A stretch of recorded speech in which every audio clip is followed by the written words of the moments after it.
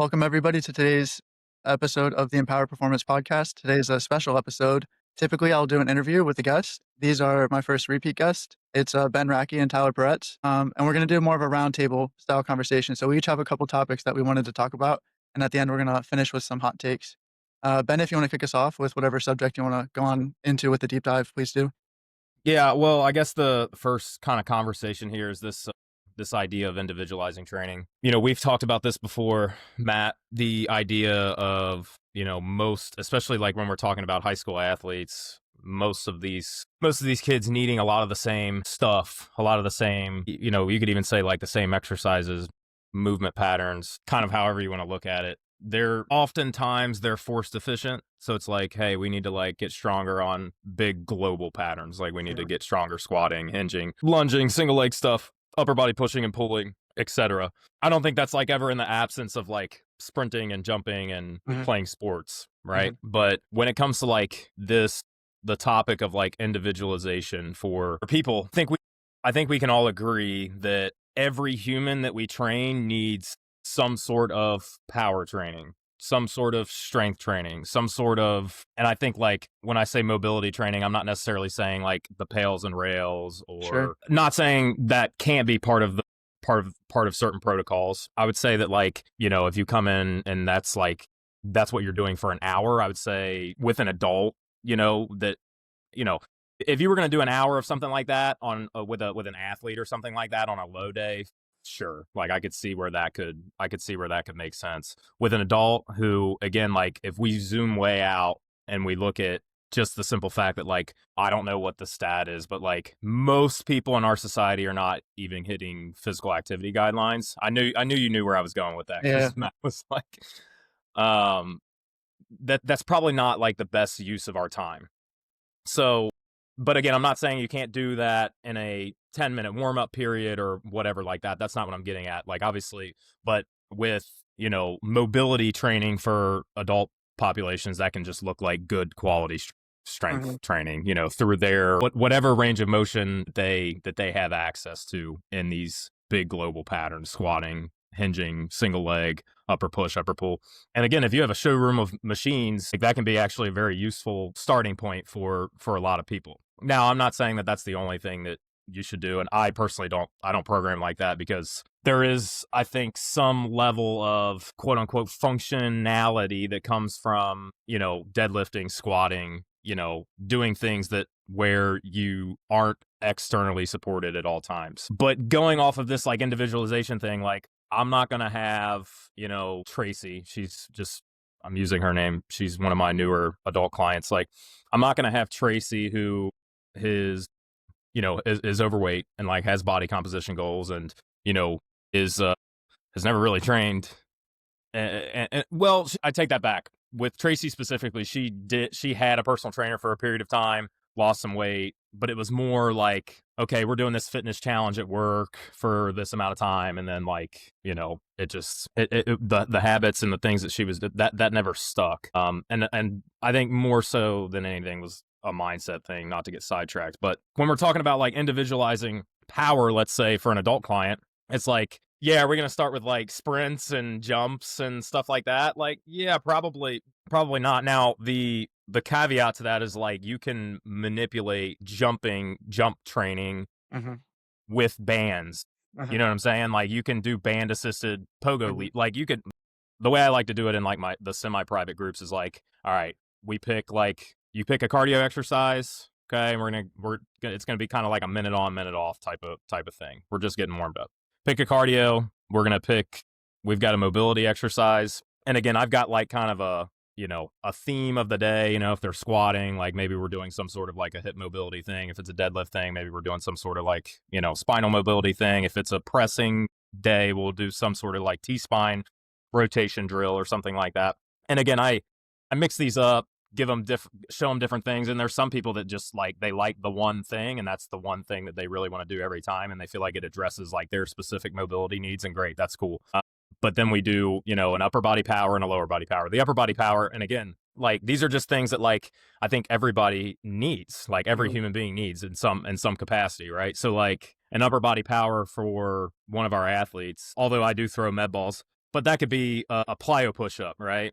Or a, obviously like snatching, kettlebell snatching, the list goes on, right? Like, sky tosses, overhead tosses, like if you have the space for that kind of stuff, whatever. I have a slam wall, so we do a lot of, rotational med ball stuff.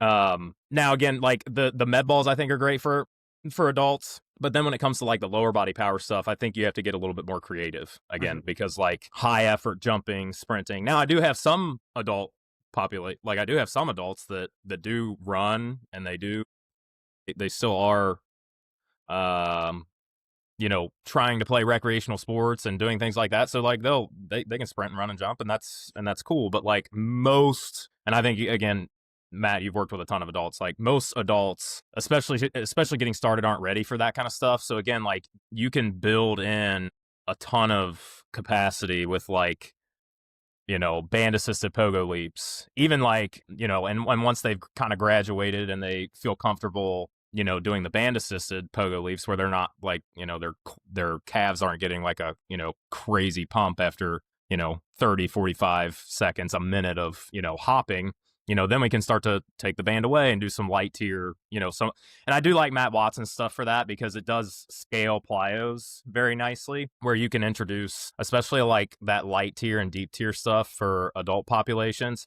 And some of that deep tier stuff, like they don't even have, like their feet don't even necessarily have to leave the floor. It can just be like a pulse, but you're still exposing like the joints and the tissues to like faster loading than what they're normally used to. You understand what I'm saying? That if everybody in the audience kind of is picking up what I'm putting down. So I think just from an individualization perspective, like, yeah, I think most people need a lot of the same things, but that's where I think the individualization comes in, is just like the tools, the exercises, the specific way you're going about like getting some upper body and lower body power training, right? Mm-hmm. When it comes to like training adults versus training.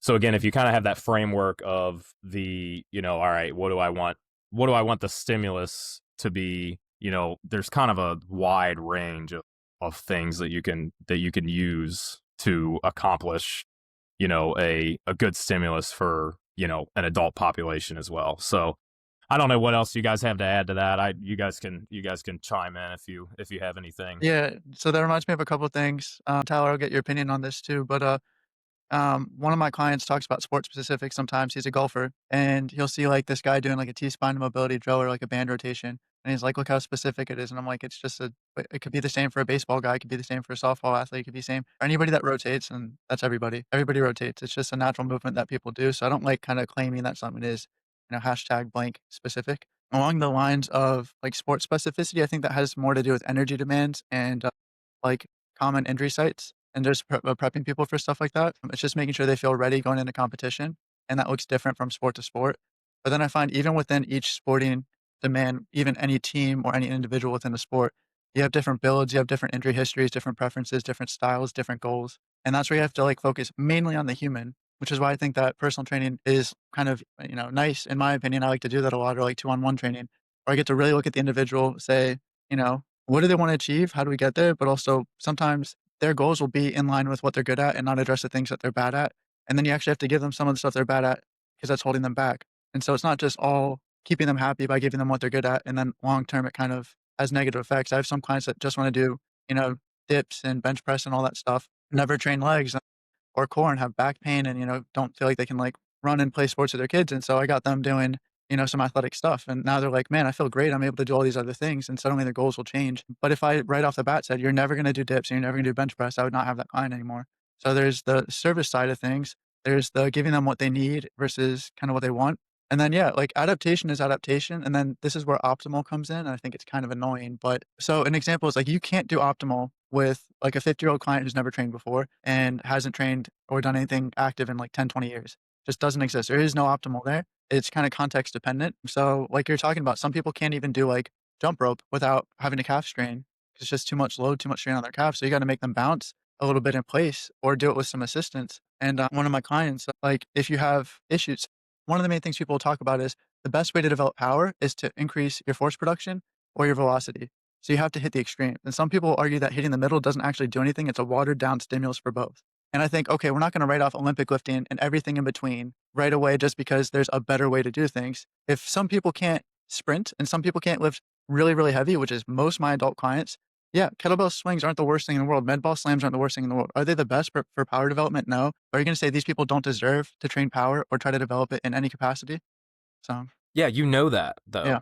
Like we know that. We know that it's not the best, but like that's not that we're I'm not training an elite athlete and Mhm. I'm not and regardless even if I was training an elite athlete, maybe there is a certain time where that stimulus is strong enough. Yeah. A high school freshman doesn't have to train like LeBron James, and it's kinda weird when you just, like, copy what you see, you're like, "Oh, well, he's doing it, so I should do it," but also LeBron James is LeBron James. He was built different, and he's also at a different stage in his career. I'll use that example, a lot of times, but then also, like, there's the personality aspect too. I have some clients that you're talking about mobility and how it can look very different. Some clients will refuse to do these kinda like yoga-based, like, stretchy movements and all that stuff, so I have to, like, trick them into doing mobility. I'll have a client do, like, deficit straight leg RDLs, pretty straight leg RDLs with like a heavy kettlebell. And they'll think, oh, I'm doing a strength training exercise, but they get a lot of length at the hamstring and that helps with the range of motion over time. And then somebody else, they might not want to do that because it seems too hard or too challenging.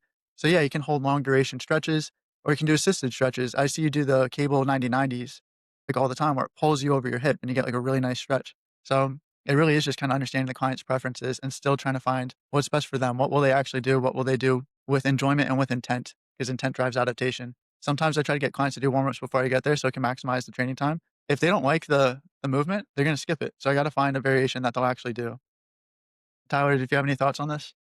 Yeah, I mean, you guys pretty much, you know, got I think to everything possible on there. I mean, the one thing I would say, I mean, I agree. I think when it comes to individuality, obviously I primarily work with both the high school and college athletes. That's just the realm that I'm in. A lot of times, if we're looking at individuality, it's a little more on if the way that I see it, if it's a kid that if I have something written on the program versus maybe like if they have a certain feeling. So, like a prime example, last night I was with my high school hockey team and we were doing front squats. We're doing, some 3x5 front squats. They can lift a little heavier in the day. And one of the girls said to me, she said, "Hey, like, I don't like the feeling like at the front squat like today." And I said, "Okay, like, so for you instead, I'm going to give you two choices. You can either do a back squat instead, or you can do the leg press because we're still getting a similar stimulus. We're still focusing on that pressing squatting motion."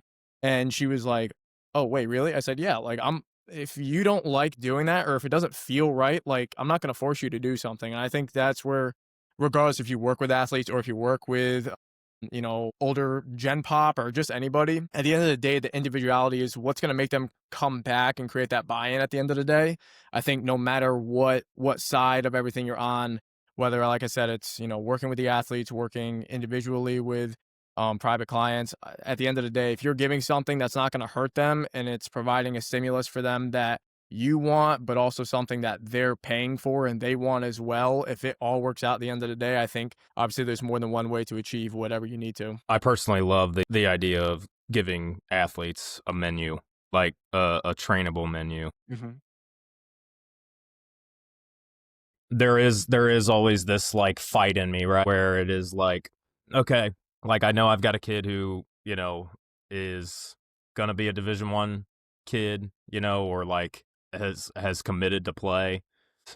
Like in the back of your mind, you're thinking like, okay, they are gonna be in a college weight room in a year from now or 2 years from now or whatever. And it's like there are probably some lifts that I probably should introduce them to. You know where I'm going, Tyler. You're shaking your head. Like I probably should like encourage them to like stick with a front squat long enough to like at least be comfortable enough to perform the movement for the said sets and reps. Also, that's leading into like Olympic lifting and being able to catch a clean. So I always wrestle with that because on one end of the spectrum I have a lot of volleyball girls, and on one end of this and on one end of the spectrum, like with these volleyball girls, obviously they're the ones that are playing a higher level volleyball. They're over 6 foot, so they are taller. So most of the time, like when I look at their squat when they front squat, it looks better Mhm. too, just because it's anteriorly loaded. They kind of like especially if you give them, you know, a little bit of heel elevation, like it's just a really nice looking squat. Mhm. Same can be said, I think, really though, if you set it up right and they're doing a back squat, like if you give them enough heel elevation in a back squat, like, and tell them like, I don't want your butt like moving backwards, like I want it to move straight down. You know, that can be a good strategy too. But again, like it's that thing of like, all right, well, they're potentially going to be asked to clean at the collegiate level, and it's like we should probably develop some sort of strength and mobility through their upper body just to hold the bar, like in that position, like through their wrists, elbows, lats, upper back. But again, like if a kid just like absolutely hates it, from my perspective in my weight room, I've kind of learned to be like, okay, like that's fine. Like I'm okay. And like, you know, some of these kids too, like they've done front squats and back squats and they're like, you know, I can load the back squat a little bit heavier and it just feels better and I like it. And I'm like, okay, like that's fine. Now, what I will say is like when kids get like summer packets or they get stuff from their strength and conditioning staff, you know, once that they're in that kind of last summer of, you know, being in my in the weight room consistently with me outside of like just holidays and summer and stuff like that. You know, I will try my best to like whatever that strength coach wants them to be Proficient good at. enough good enough at good enough at on day one. I do my best to try to like meet those demands, you know, for a couple reasons. Like I want the kids, like when they step into the weight room, they're a little bit ahead of the game because they have followed the program and they have Mhm. like done the specific exercises. They have followed the specific program that, you know, they've sent. Now obviously sometimes you get them and you're like, oh my gosh, this is dog water. But more often than not, it's I would say overwhelming. It's more often than not, it's pretty solid stuff. You know, and it's just maybe certain things are different. And I'm like, hey guys, like, you know, and I kind of leave it up to the athlete, right? Too, where it's like, what do you want to do? You know, do Mhm. you want to kind of continue doing things and going this direction, or do you want to kind of, you know, do some of these things that you may need to be prepared for and prepared to do, like when you do step into the weight, and you may be a little bit ahead of the game. And every time that I've done that with a kid, my most recent example, I'd say, is one of the girls that I worked with for the last 3 years. She was in high school, and then obviously when she comes home and stuff and breaks, she's a Western Kentucky volleyball player. But she came back and she was like, man, she's like, thanks for like introing me to the cleans and the front Mhm. squats and that kind of stuff, because it really paid off when I got down there. Because like and I don't say any of this like she was always a gifted athlete. Mhm. I definitely think the weight room helped her, but like she was always a really gifted athlete. But I mean, she was second team all conference as a true freshman. Like she's very, very good. But like she told me, like I felt way more prepared in the weight room than basically every other freshman. And and I felt good about that. You know, that was a good feeling, because it's like I think oftentimes I think that can be really challenging for kids, like Mhm. getting to college their freshman year and going into a weight room, not knowing anybody, not really know, they know the strength coaches, but they don't really know who they are. And you know, if you're struggling in there with like even just like a front squat, you know, it's like you can kind of feel like an outside. I've been there. Like I know how that feels to be, you know, kind of weak in the weight room, not feel prepared. So I take pride in that. And yeah, so I think, I don't know, geez, now I'm Well, rambling. so I actually kind of want to go off that a little bit because what's really interesting is you send people off to college, and Tyler, you work with people in college. So you can see from both perspectives who actually preps up the freshmen. And that probably makes your job a lot easier, Tyler, if you have people that had good strength coaches in high school, for example, and then Ben, you preparing people for success in college. But then also talking about individualization based off that, not forcing certain exercises on people. Yeah, it's great to give them that requisite thing. You'd kind of hope that like the training, the priority is the adaptation for sporting success, not for weight room success, although you still want to have some level of weight room success. If someone hates cleans, for example, and you're devoting way too much time towards it, and they're still really weak, and they're still really slow, and they're still really deconditioned, then that's not a good allocation of time. And I'm sure you don't do that. I'm sure that's when it's like, all right, well, what's the main thing? But if you can also add that element of, okay, this person has good fundamental technique and stuff that you'd expect to do in a college weight room setting, then I feel like I set them up for success.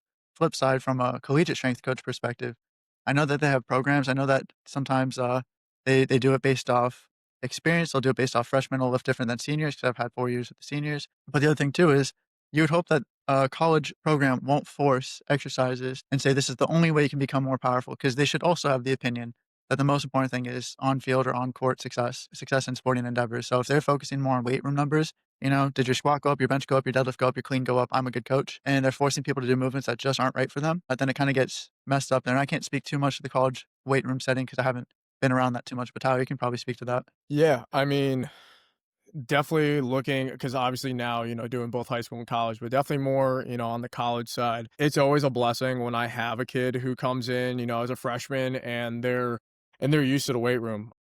So it's really tough, especially when, I have someone who might be a really good athlete, but in reality, they probably were able to utilize their athleticism and their skills to not really maybe have to touch weight because they were able to get by with what they had. That's why I literally, and I think I said it the episode that we did, that I literally asked everybody, like, first day that they're with me, especially all the new people, like, hey, like, it's a real question, who here has never touched a weight before? And I actually just took on women's basketball for us as well. So last week I literally asked that question and one of them put their hands up and I said, okay, like, perfect. That puts me in a good spot to know. But honestly, the better kids are going to be better off if they're obviously doing something. I mean, if you're a freshman in high school, that's probably the best time I think you can really start. I would say even earlier if possible, but definitely during your high school years, if you can find a good strength coach, regardless if it's at your high school or, they have, the connections with guys like the both of you, then absolutely start getting on those connections. Just because when you make that transition to college, you really try to get going on day one. And the less amount of time I really have to teach somebody brand new something and not really throw off the entire program or plan that I'm trying to do. Obviously, at times I have to adapt, but early on, the less adapting I have to do to make sure that we're doing whatever we need to in the preseason that doesn't really have a lot of wiggle room with different adaptations we can do with the lift itself or the program selection, we're going to be better off the less that I have to change or have to reteach, like, hey, we have to do a back squat assessment. Like, if I can do a really quick one and just watch all the new people squat, okay, perfect. We're good. It's going to take me 2 minutes, 3 minutes tops, and then we'll get right into it compared to obviously someone who's like brand new and has never did a goblet squat in their life and looking to try to do, back squats or like pin squats with a really high concentric output. So, it definitely makes my job a lot easier when, they're able to connect and do that before they step foot on campus. I kind of want to use what you said to transition into the topic that I want to bring up, which was long-term athletic development. You're talking about if you start as a freshman, that's a really good time to step into the weight room. And I agree. I usually find that like my mentality is middle school, high school is a really good time to start weight training. Middle school, probably just learning the basics. Freshman year, if you have that middle school foundation, you start pushing weights. If you don't, then you're just kind of delayed a little bit in that process. But then like you see a lot of people that they try as early as possible. I've had parents reach out to me with like 9 and 10-year-old kids for like performance training for their travel soccer team or something like that. And it's like your kid would benefit from playing other sports, from playing tag, from climbing, from running, jumping, like playing, swimming, anything. Do you know what I mean? He would just benefit from moving as a whole, being a kid. And then the other thing too is if you make it too much of a job early on, kid's gonna fall out of love with the sport almost immediately. And I've seen that. I've had some athletes where it's like some sessions, they're just like not interested at all or anything like that. I'm like, "Are you good?" And it's like, "Yeah." It's like, "Do you like this exercise? No. Do you like that?" I'm like, "Do you like strength training?" I'm like, "No." "Do you like your sport?" They're like, "No." I'm like, "Man, this kid got burnt out." Do you know what I mean? I'm like, what's the point of this? Is it that maybe a parent was trying to achieve something for their kid, but the kid's heart wasn't into it? Was it that too many coaches were making them do too much stuff? So you don't know what the answer is, but like, one account that I love, actually 2 accounts that I love, I think they do a great job is, Clay Mefford, one of the guests on the podcast earlier. Ben, you know Clay. He, told me about a guy named Jeremy Frisch who does a lot of really fantastic stuff with kids. It just looks like recess. Like, these kids have hurdles and, these poles that they have to, like, zigzag through, and they have to play these games and, like, swing and all these different things. And these kids are learning so many different skills. And another guy, Ray Zingler, he has his son training. He has this, like, whole, content of his kid training, and the kid's just, like, carrying bricks and, like, slamming things with sledgehammers, and he climbs up the back of a cross goal and then jumps off and rolls and all that stuff, and it's like, what is the best way to train? Early on, it's as general as possible, and then the higher you wanna reach, because 'cause we're talking about that base, we're talking about a mountain, right? You need a really wide base to have a high peak. Make the kid do everything, find what they love, learn as many skills, it makes them a better mover, gives them more resiliency, and then if you actually wanna hit those high levels and you have that wide base, you're gonna have a really high peak, and that's when you can start to specialize your training and do the quote unquote sports specific stuff. Bingo. I think I'm both of my kids are in gymnastics, That's and incredible. Yeah. Layla, my 6-year-old, is. I mean, obviously we're a very active family in general. You know, like we'll come to the gym and put the flag football flags on and play flag tag and do different games, stuff like that. Right. She's always here jumping off of stuff, jumping onto stuff. My kids always want to go to the parks, obviously, when the weather's nice. You know, she plays, like I said, she does gymnastics, which gymnastics is kind of a year-round thing. She just does it 2 times a week, nothing Yeah. crazy. Plays basketball seasonally, plays soccer seasonally, wants to play flag football, you know, like, so there's so many things. She wants to play softball. She wants to play, you know, t-ball. Like, there's so many things. Obviously, she's at an age where she's being introduced to like a lot of sports. But just the gymnastics stuff alone, like in the past year, like I mean, I can tell that her body has changed, man. Like Mhm. she's just like very fit and very put together. Um, and again, if you think about like youth gymnastics, like all of the stuff that you were saying, they're kind of like they're doing that stuff. Like Mhm. they're crawling, they're running, they're jumping, they're hanging, they're flipping, bending, twisting. They're doing all of these things with their body.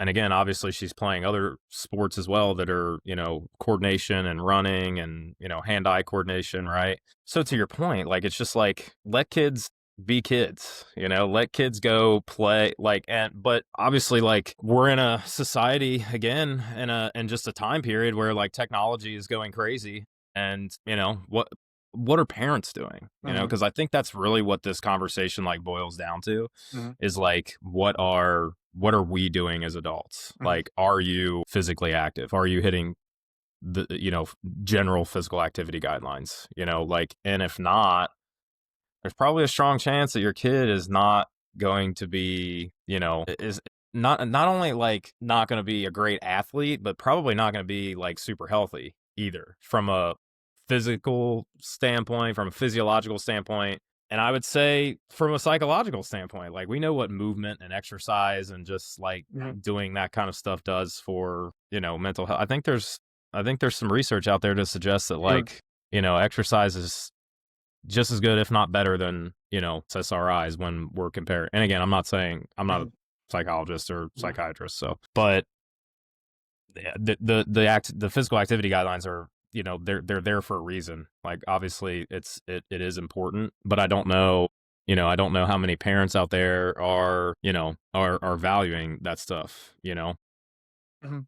So, but like you know, and you're about to be a parent, Yeah, I so can't talk about it yet, but yeah, I can plan, but I can't speak from the experience. but yeah, but you already know, man. Like Yeah. you already know how important it is. So it's Mhm. not something that's like, you know, it's going to be something like you're going to do active things with your kids and you're going to, you know, put your kids into, you know, different sports and making sure that they're developing, you Mhm. know, a physicality about them, but also just like a good relationship with sports and a good relationship It's with the their most body important and thing, because yeah. everybody talks about my kid being a pro athlete, and almost none of them will make it, and if you have the kid hate their experience, and then they're just burnt out, and they don't wanna touch a weight or something like that, you've actually ruined the whole point of doing this in the first place, which is, especially team sports, creating relationships, learning to work with others, being physically active. You were talking about, like, the body and the mind are connected. I think the body is the mind.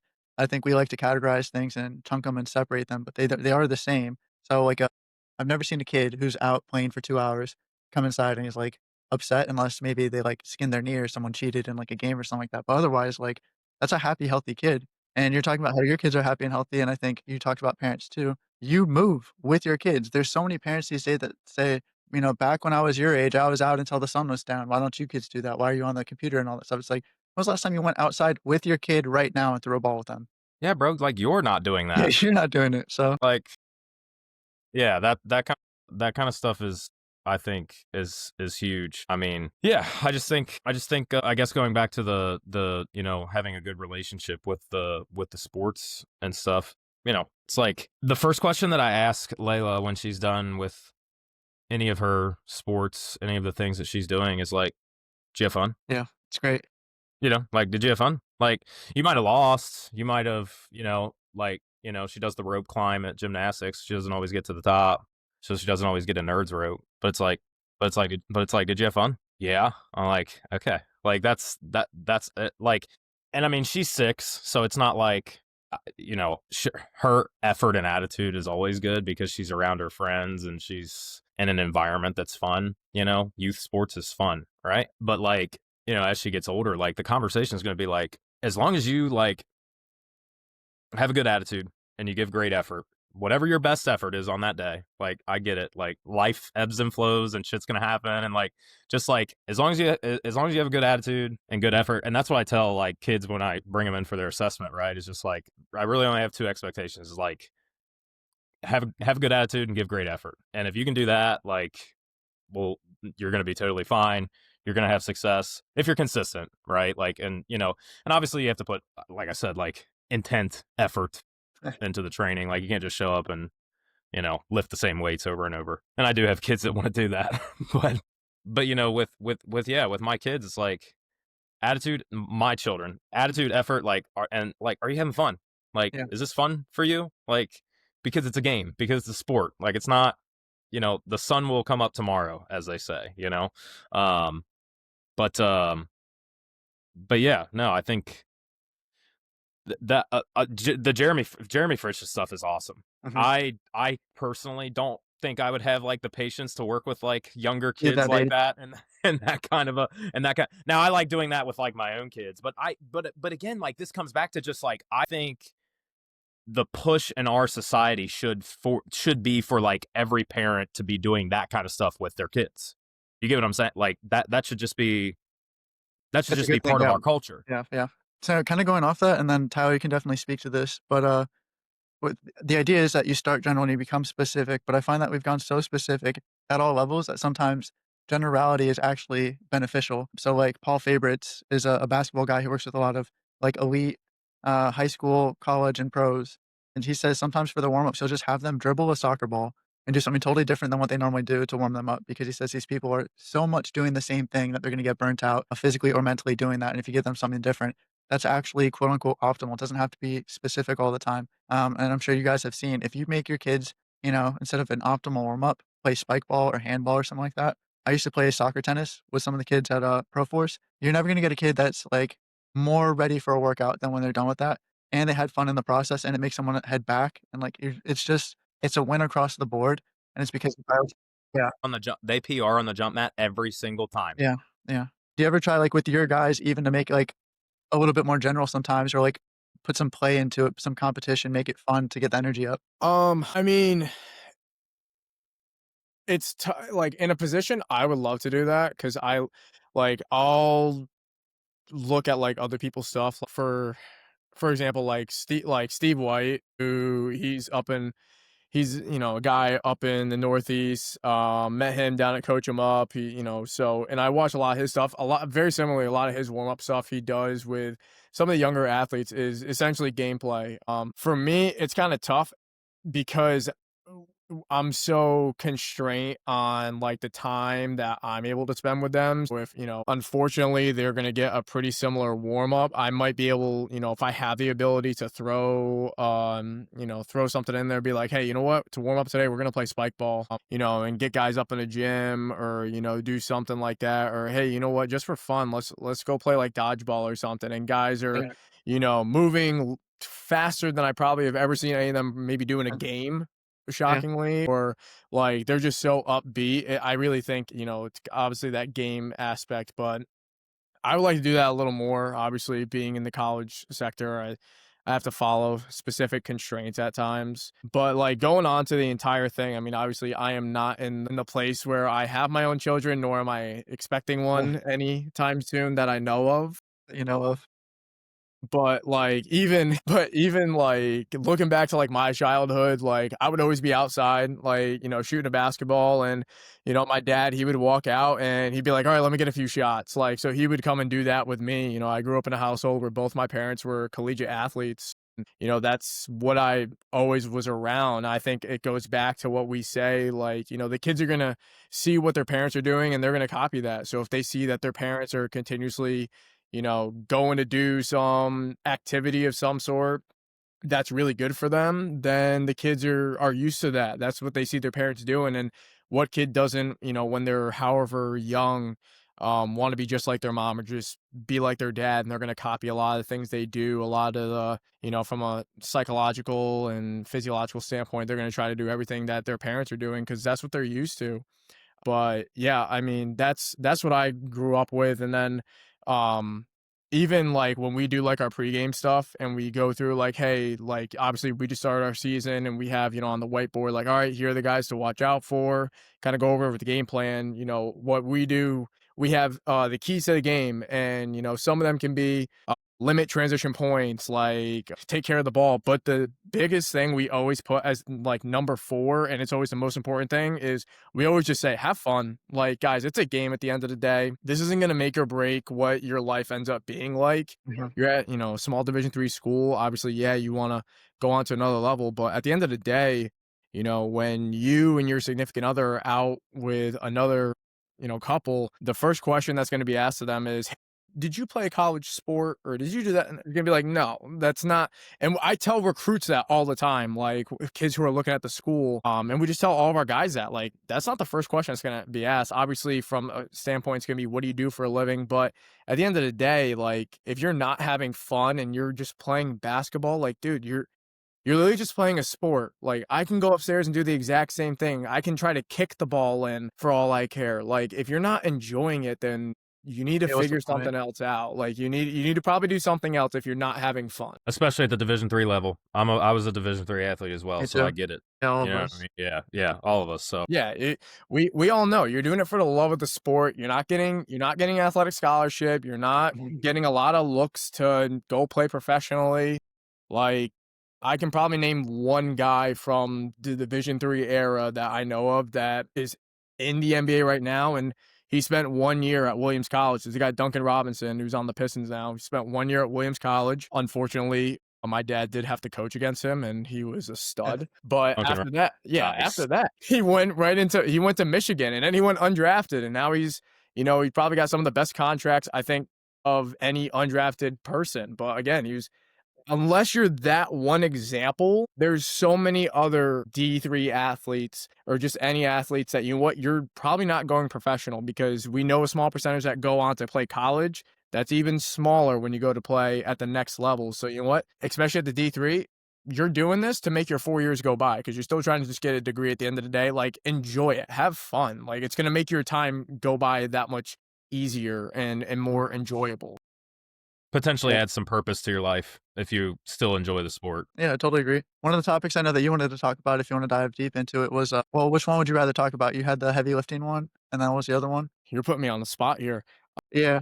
I'm gonna go into that first one. So, one of the things I wanted to get into is the idea, obviously, of lifting at a more sub maximal in season, or lifting heavy in season. I see a lot of people who say yes. I see a lot of people who say no. Uh, and it just amazes, obviously working with a lot of teams. I think, like a lot of things, there is a gray area of when you're able to do it. And I think when you lift heavy in season, when you're in season, you have to juggle a lot of different things. You have to look at what your game schedule is, what your practice schedule, how difficult the practices were. There's a lot of different constraints on what I can do. But I actually just started doing like the game day model, the match day minus model. I know I see a lot of times like Zach Zillner, he does it all the time. And I just started implementing a version of that, like with especially our basketball guys. If you're a certain amount of days away from game day, I vote, why do we not lift heavy?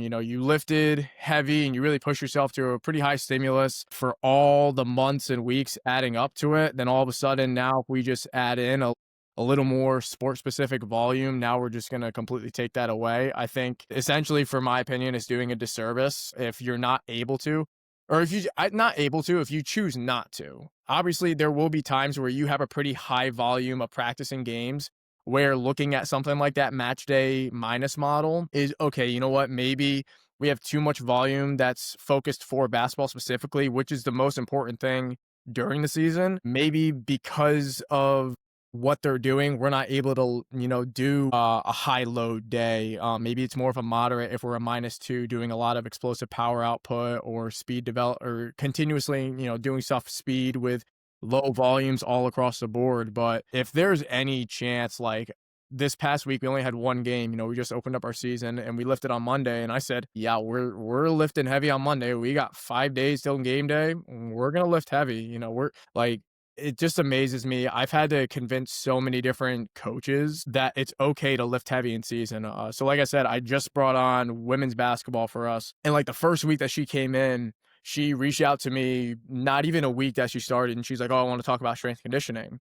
And I said, "Yeah, like let's do it. Like let's have that conversation." So I at least sat in her office for probably like a good 45 minutes, and she was asking me about like my philosophy and the way I coach and everything. And I said, I'm gonna be honest, obviously it's a low volume, nothing, for me, my take is, if I'm given the highest volume possible in season, it's a 3x6 of some sort. I wouldn't go anything higher than that. And that's just my choices, and that's just the stuff that I see. But like, if we're able to lift like a 3x3 or a 3x4 and you have the opportunity to push some weight, we're going to. And she really was questioning, not so much like a pushback, but was really like questioning, because she's always understood of, oh, like I see the in season like as a maintenance phase, and it's, obviously maintaining what you have. And so I see a lot of people do like 3x8 or 3x12. And I'm like, okay, so not going to say anything mean about somebody, but never listen to lifting advice from those people ever again, especially if they're saying to do that in season. But I'm like, yeah, like you're already practicing at, I'd like to assume 100 miles an hour. You're going to try to provide a similar stimulus in practice as much as you can to the game itself.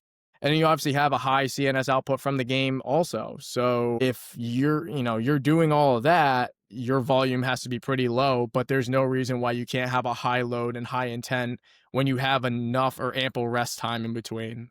So I know I went pretty long-winded with that, No, but that's I'd love great. to I think No, you hear that. answered the whole thing in your explanation of the argument. It's not really intensity that's the enemy, it's volume. If you're talking about maintenance, so you do lightweight, but to make it more challenging, you do more volume, that's actually gonna add more stress to the body, which is gonna hamper performance more. But if you do low volume and high intensity, that actually is better for maintenance because it does not take a lot of volume.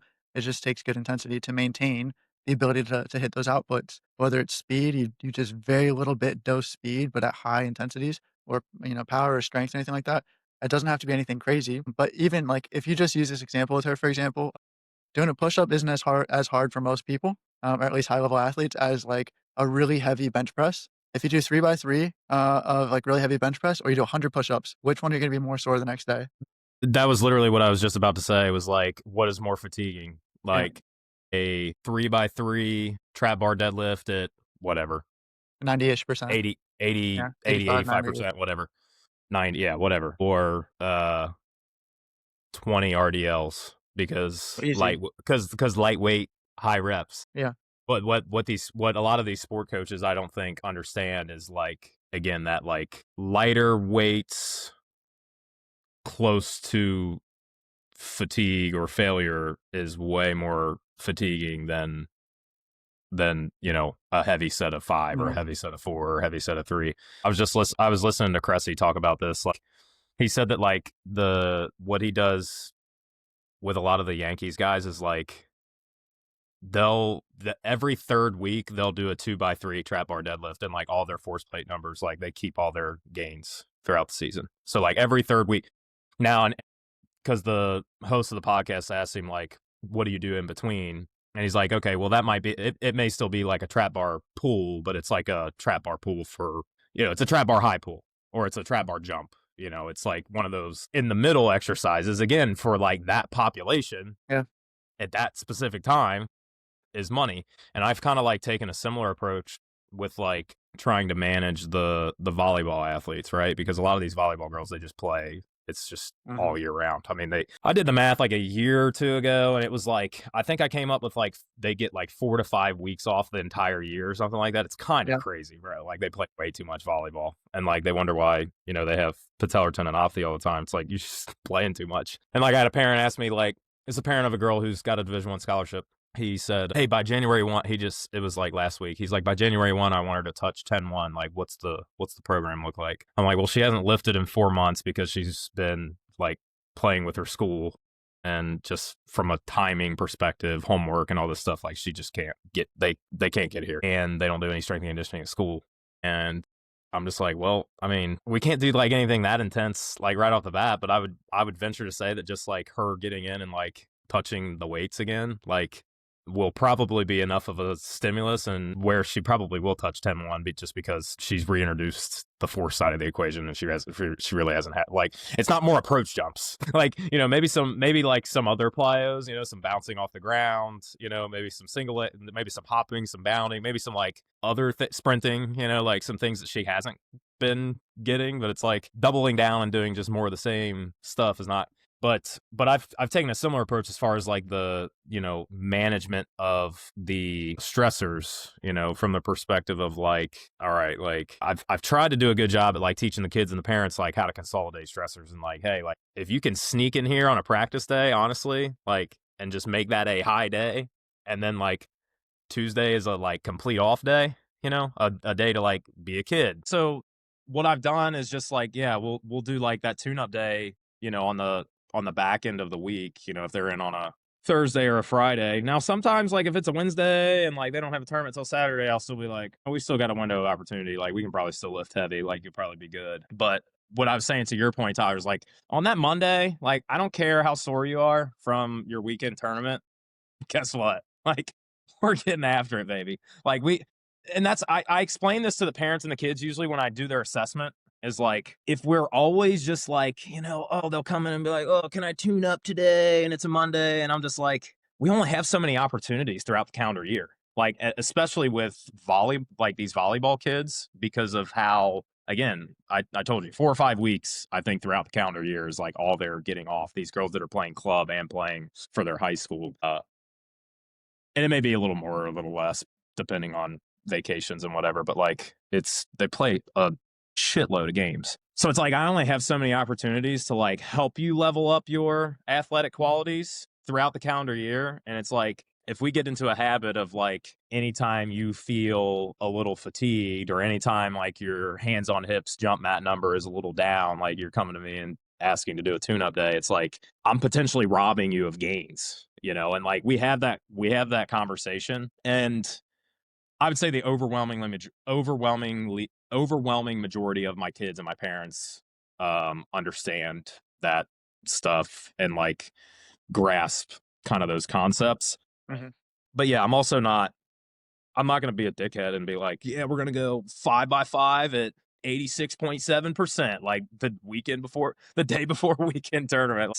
That's probably stupid. And again, the overwhelming majority of the time too, like when we do that tune-up day, like the kids like report back and they're like, I almost felt like more bouncy like the Mhm. next day. And I'm like, well, there's probably something to that. But no, lifting heavy, especially for high schoolers. Like, and I would say, especially for high schoolers that haven't been with me for like 3 or 4 years, that are like reaching kind of those, like, again, we didn't get into this, and maybe we can do another one at some point and talk about like how strong is strong. Yeah, but like if they haven't like approached a whatever 1.5 times body weight squat, I'm just using this as a like a reference, like Mhm. ish, 2 times body weight on a trap bar deadlift ish, like if they are not like even in the fucking ballpark with those things, like how stressful is the training even that they're doing? Like Yeah. how much, you know what I mean? Like Yeah. there's not that much fatigue you're generating because you're just not that strong yet.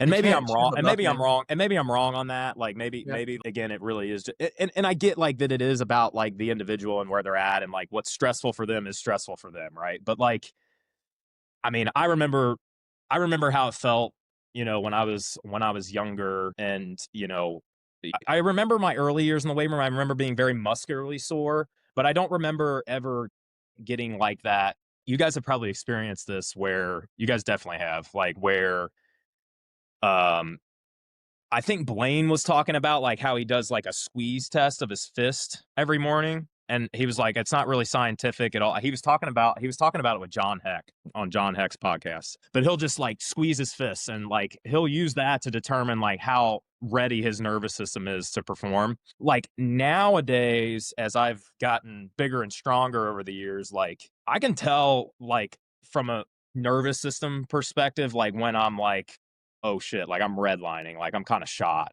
and maybe I need Yeah. just a low day, like some zone 2 conditioning, or some whatever arms and a long walk or a jog or whatever. Um, I don't really know.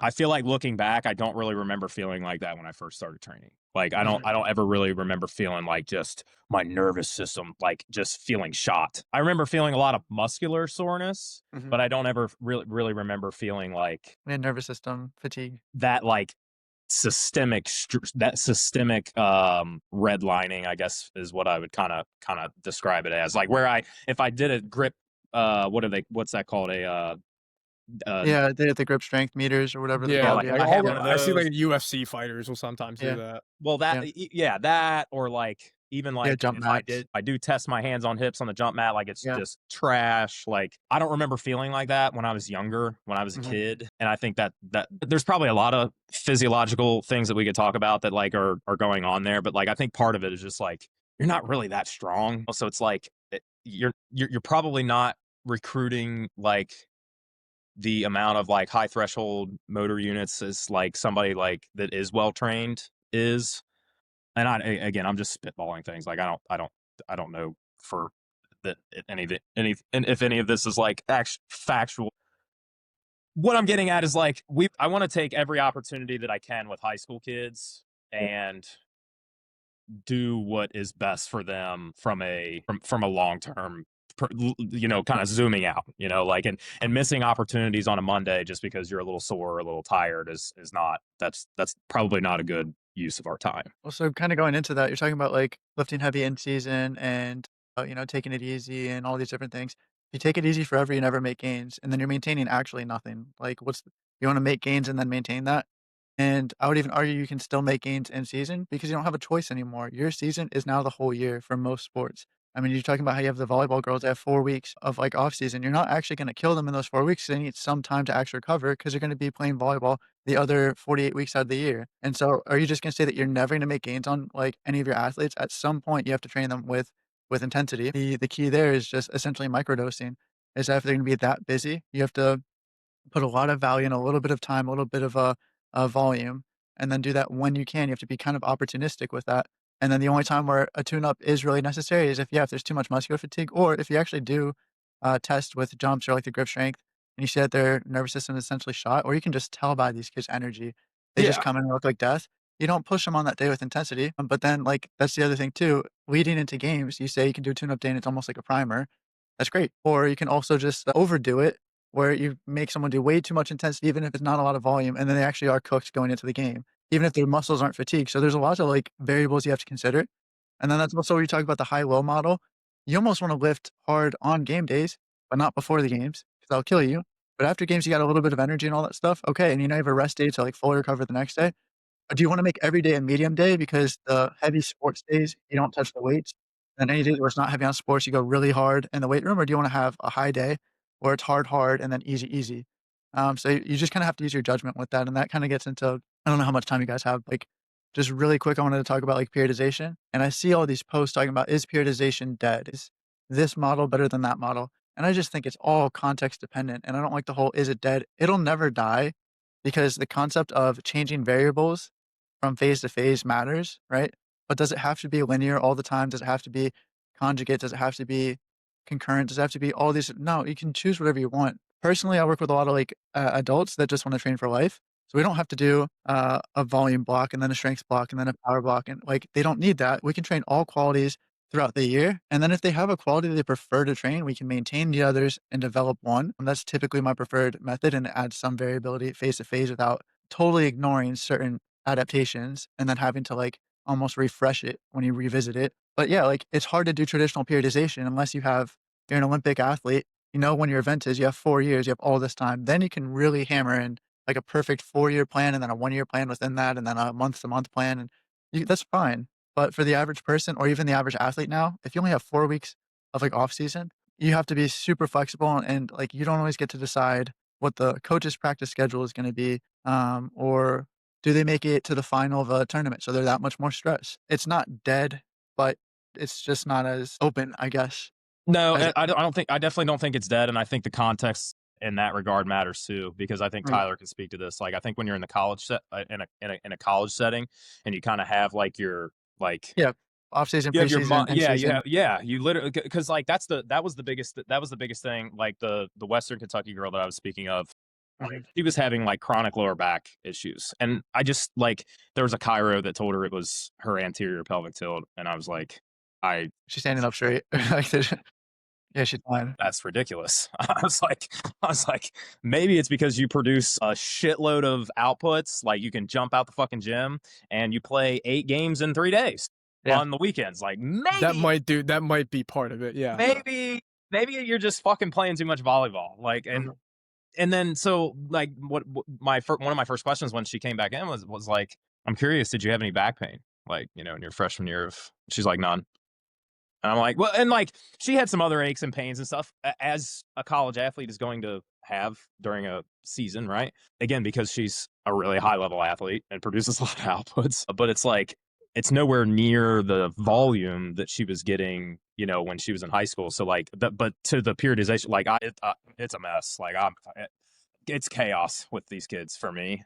It's just like it is it really is like trying to like, all right, I sit down, I usually program in 4 week blocks, and it's like, all right, like what are the best things that I can do in this 4 weeks? And then inevitably something pops up. Like, yeah, I had a lesson today and like my knees are kind of like bothering me and they're a little flared up and like this split squat doesn't feel good. All right, well, like does this dumbbell step up feel better? Yeah, all right, like let's just roll with that. You know what I mean? So there's always like that kind of going in different direction. Again, like when the club stuff starts to pick up here. And again, I'm just using my volleyball girls as an example. Same thing with baseball. Like when the baseball Mhm. stuff picks up, it's like, all right, I gotta pick my spots when I can like load these kids and when, maybe I should, give them more of that power stimulus that's a little less, neurologically fatiguing and Mhm. a little bit more of that, whatever primer, whatever you want to call it.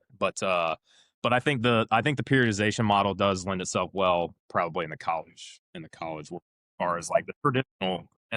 Yeah, I mean, I'll be honest, like I think a lot of times periodization, I don't think it's dead so much. I think a lot of times it's just becoming misinterpreted.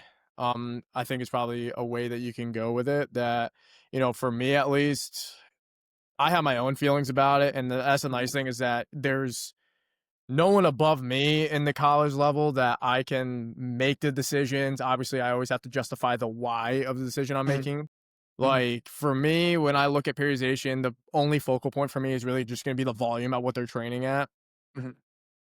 Obviously, I say it to a lot of people like, hey, we're looking men's basketball. Season ends, regardless if you make the tournament or not.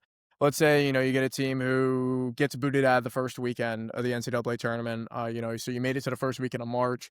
I'm like, okay, you guys are going to get a few weeks off and kind of just let your bodies obviously recover from the last 6 months you just had. Obviously it was pretty taxing mentally, physically.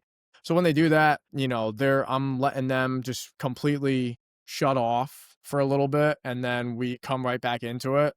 I'll be honest, like very rarely, and I see success with it for me, is that we're still starting a really high volume Mhm. and it's going to be more of just the volume of the total lifts essentially. Like I can't do the whole, hey, this is going to be a really high volume, this is going to be a really max strength because like why am I going to only do 4 weeks or a specific block dedicated to that? Like with the kids that I have, we need to generate power from day one and continuously keep that going as much as we can.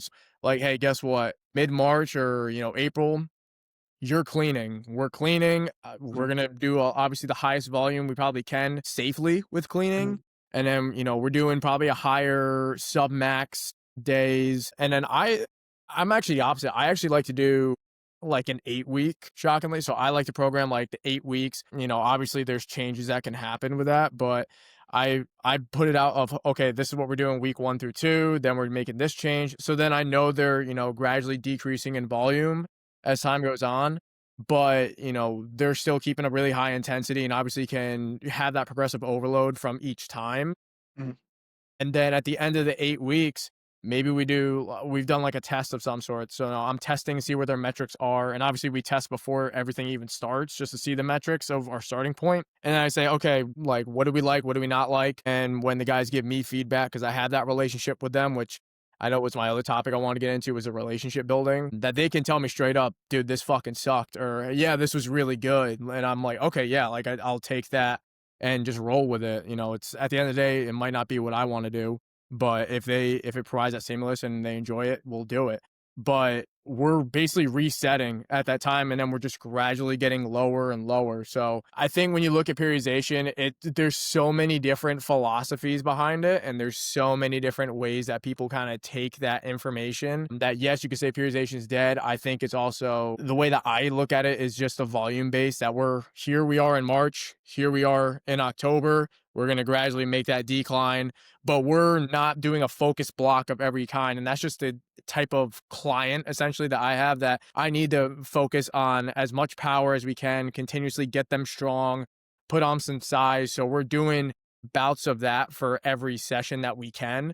And then obviously we're just decreasing the amount of volume we can actually do it at, but we're continuously trying to build on each one of those different qualities. Dude, that's great, and I think that it's a really sound way to do things in almost any context if you do have the time for it. Starting, extensively and moving intensively, whether it's your speed development, your plyometrics, your power, your strength, whatever it is good, but also in the context of just teaching people. If you give them more reps early on, they can learn how to do a clean properly. When you do heavy cleans later on, doesn't make sense to make them do heavy cleans so they don't know how to do it, and make 'em only do a couple reps. 'Cause that's another kind of thing that people don't consider, is just learning movements. Like to look at yeah, and like Tyler, I think that's all great stuff. I just like to look at training honestly as like dials. Like I'm not a big proponent of like just turning up one dial all the way and then the other ones being, And you because I certainly can't think that crank is both at more, the same time. I think that is more of the traditional model, right? Like is like, all right, like, capacity phase or hypertrophy Mhm. phase, like okay, then strength goes all the way down, power goes all the way down. I don't think that really works well for athletes, especially that need like foot contacts with sprinting and general conditioning and power, strength. Like, kind of need all of that. It's just like, how much are we doing at certain times of the year? And for me, it's like certain times of the microcycle. Like certain times of like every 4 weeks. It's like, generally like I have my kind of like generalized templates for like, okay, like, if we're doing whatever, like if I'm trying to accumulate some volume on their main lifts or whatever, and we're maybe I'm doing some eccentric tempos on those, then yeah, maybe I am going to keep the rep ranges a little bit higher on their secondary and tertiary exercises. Mhm. Vice versa, like when the training intensifies a little bit, and we're doing more concentric stuff, the secondary tertiary stuff will maybe the volume will come down a little bit, and maybe I'm preferentially like, maybe I'll go like, okay, like we did, Copenhagen ISOs at the end. I'm just using this as an example, like as a tertiary exercise at the end during a more of an accumulation type of a, block or, phase for 8 weeks or so. And then like maybe that'll go to a lateral squat, a goblet lateral squat or a lateral lunge or something like that. That's loaded a little bit, loading the adductors through, a little bit more range of motion, a little bit more of an intense variation, right? So it's like just stuff like that. I think, again, just turning the training dials up and down, but making sure kids are and athletes and humans are prepared, obviously, with, as you said, reps, like just getting in some reps, getting in some volume. Obviously, I think that's the place you want to start, obviously, with Yeah. most people. And then just to tie this back to what we started with, talking about individualization, I think we all learned this really early on in our coaching careers. You can agree or disagree if this happened to you, but I would just imagine in the beginning, you think individualization is done before the session starts, before the phase starts. It's all done on paper.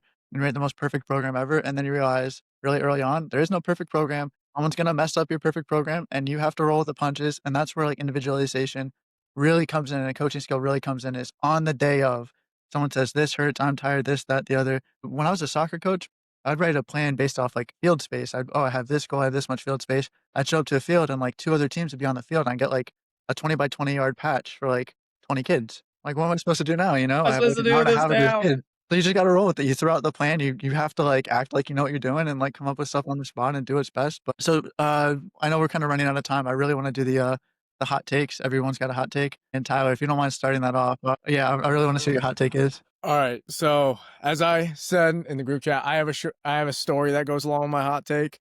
So I'm gonna try my best to make the story short, when I obviously, because we don't have a full-time strength conditioning coach here at the school, I'm the one that all the coaches will come to. So I'm not going to name names, obviously, but there was one coach that approached me previously, and I worked with a team, and it was a newer coach. So the coach was just hired, and I worked with that team previously, and they were all, the players were coming to me like, "Oh, like, are you gonna program for us?" And I'm like, that's a conversation for your coach." So they actually all like were almost referring me like, "Hey, you got to go talk to Tyler," like all this.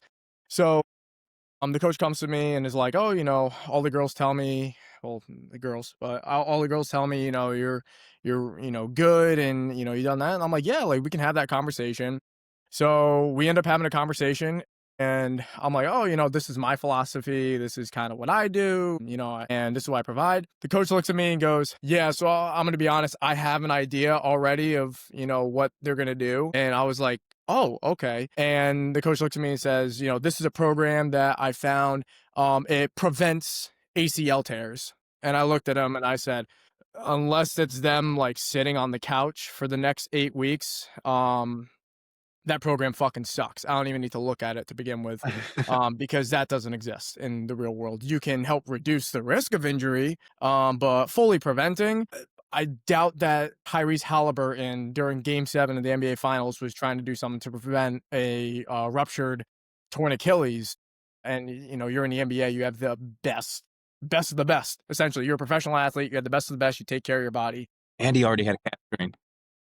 He did. And he I already will. Yes, he went Game 6. He and had a whenever you calf have strain already. whenever you have an injury to an area, you're way more likely, like I don't know what the exact statistic is, but you're much more likely to injure that area or the surrounding areas. So it's like, Yeah. Yeah. So there yeah, is that. I mean, it's also at the same time, he was like, it's Game 7. Like, who cares? I'm like, yeah, all right, shut the fuck up, Goda. yeah, exactly. So the guy looks at me and I'm like, okay, so you have the program kind of already in place. What do you want me to do? And he's like, I just want you to put it in perspective. I'm like, okay, so I don't get any say in what I'm doing, in what my expertise is. You just want me to implement it. And the guy goes, yeah. And I said, okay. And this is where I'm going, I promise, is that I looked at the coach, last conversation we ever had, haven't talked to them since, said, respectfully, I will never tell you how to program your specific practice. So I really don't want you to tell me how to program my lifts. I love that you I'm going stood to on be that. and that's where my hot take is: let the expert be the expert. You're entitled to your own opinion. By all means, everybody can have an opinion about everything. But when you start telling someone who's the expert, which I still to this day don't even think I'm that much of an expert because I'm still newer in this. But if you're trying to tell the expert and you don't have the knowledge, you don't have a background, and you're just providing your opinion, you start telling the expert that they're wrong, newsflash, excuse my French, but you probably need to shut the fuck up once in a while. And you just need to essentially let the expert do what they're doing. I was never going to tell a coach of any sport, this is what you need to do. I've never played that sport. How am I supposed to know how to do that? Like, I'm going to stick to what I know, just like you stick to what you know. So I did not end up programming that coach in their team at all. So that was the last conversation we had. But that's my opinion, and not a hot take, but just let the expert be the expert or what they're doing. There's two things that we can go off with that, and I appreciate that. Is one is, yeah, when I was a soccer coach, I thought refs should ref, parents should parent, players should play, coaches should coach, and you don't need anyone telling anyone else to do their job. And if you're all just kind of cordial, you'll have a good time. But you saw too many times where a parent wants to tell the ref how to ref and the coach how to coach, and maybe the coach sometimes oversteps and tells the parent how to parent. And like that's not how it's supposed to be. You can have respectful conversations, but if you just tell someone I know better than you and you don't actually have any skin in the game, then I think that's a little bit foolish. And then the other thing, and this is one that like really, really grinds my gears based off what you said, bulletproofing, injury prevention, all that stuff. Yeah, so bulletproofing. If you say bulletproofing and like you understand that it's not truly bulletproof and all that stuff, and that's a term that you use for sales or something like that, that's not the end of the world. But in general, like some people don't understand, you're selling a fantasy that you can prevent injury, and that doesn't exist. So yeah, kind of along those lines, I'm with you. You can reduce likelihood of injury, you can prepare people, but if you never get injured, it means you're not challenging yourself. You can get injured in the weight room. It's statistically pretty rare that that happens. I think it's like 1% of the time. And then yeah, you can like help people become. But like you're playing sports, you can jump up, land on someone's foot, roll an ankle, and there's no program in the world that keeps you from getting injured. Or someone can land on you, you can snap your arm, whatever. You have no clue what's going to happen.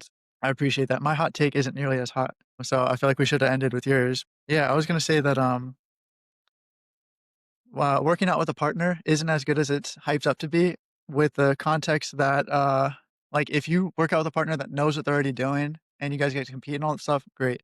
But if you work out with somebody and they don't know what they're doing and you have to coach them through it, or they wanna chit chat and you're locked in and they're not locked in, like, I feel like it's not the best thing. If we worked out together right now, I think it'd be a great workout, but if, I've tried working out with friends sometimes, and man, it's not my favorite thing in the world. I guess along those lines too, with being locked in, I guess another hot take is that, hard music, like hip hop and, like, heavy metal, isn't the only music that's allowed in the weight room. You see some of the music I post sometimes, it'll be, like, some smooth, like, '80s music or something like that. You Dude, can listen to that. we had one post each on one day where Yeah. we just had I think you had something with George Michael's and I put, like, Phil Yeah, Careless Collins. Whisper. Yeah, and Like, Phil yeah, Collins. it was top tier. I'll be honest, this morning when I was lifting, I was doing, 3 by 5 bench press, I had however much 215 or 220 on there, and I'll be honest, I literally was listening to, like, country, and I'm like, "This gets me in such a mood, I don't care," like, yeah. Yeah, so I'm with you. I wanna try to make that, like, cultural shift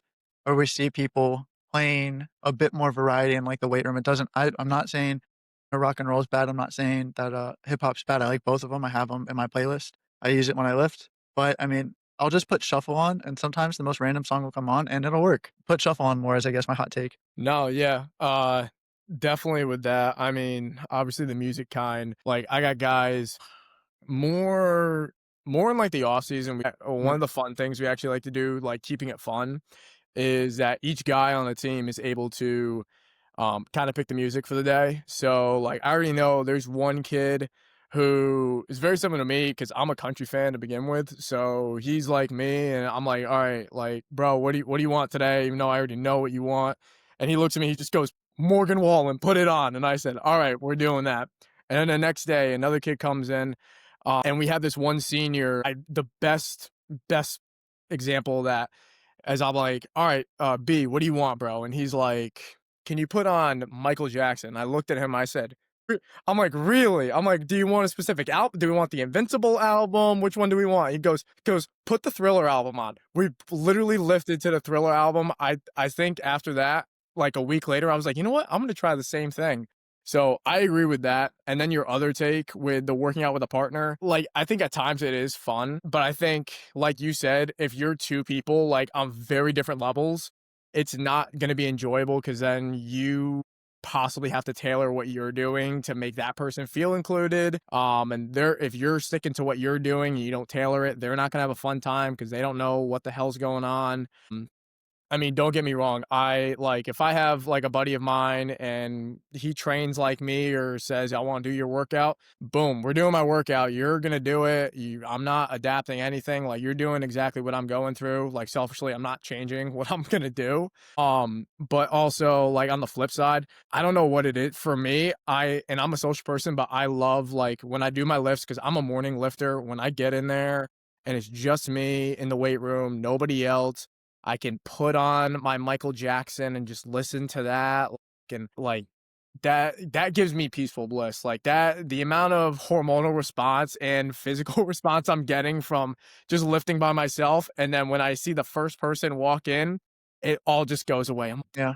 It's meditative, and I feel like that's kind of undervalued sometimes. People talk about it on, like, long runs, like, you can be lifting and having conversations. So, like, I try to work out with my wife sometimes. She's pregnant right now, so she hasn't been working out so much.